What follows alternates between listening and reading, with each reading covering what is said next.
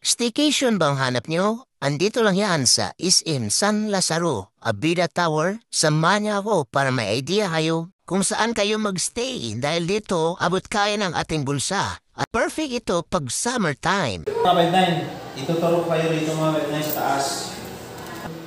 Hi guys, magandang gabi. Dito kami ngayon sa Abida Tower. Ito yung tinatawag nilang staycation mga 5-9. Dito pala mga 5-9, pwede na kayo magluto. Magdala lang kayo ng lulutuin nyo dahil kumpleto na ang mga gamit dito at yung mga ingredients. Yan, nakikita niyo naman. Yan yung lulutuin namin dito mga 5-9 para meron pang ulam. Meron din silang rep at saka yung oven. Yun, meron din silang TV dito malaki mga 5-9. Ito pala yung yung isang kwarto. Yan, shout out.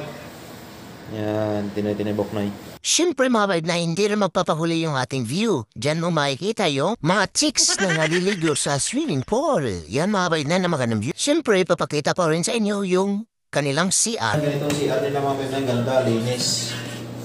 Yan, CR nila, yan. Feeling mayaman ka dito ng isang araw. Kumot nila, malinis na malinis mga 5-9, kumot nila. Tapos meron din silang mga towel dito. Okay? You never try, you'll never Yan, know. may balita ko na.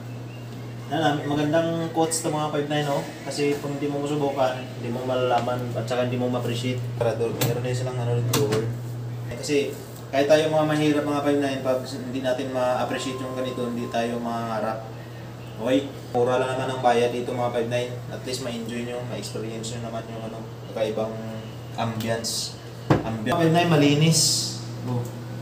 Sa gusto nyong staycation mga 5-9, experience yung mag-enjoy kahit once in a lifetime lang mga 5-9 yan, marirecommend ko yung hanggang dyan na mga 5-9. Maraming salamat.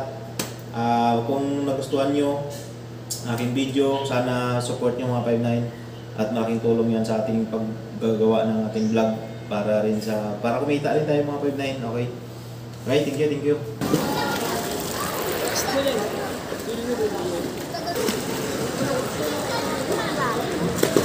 Guys, good evening! Nandito kami ngayon sa Abida Tower.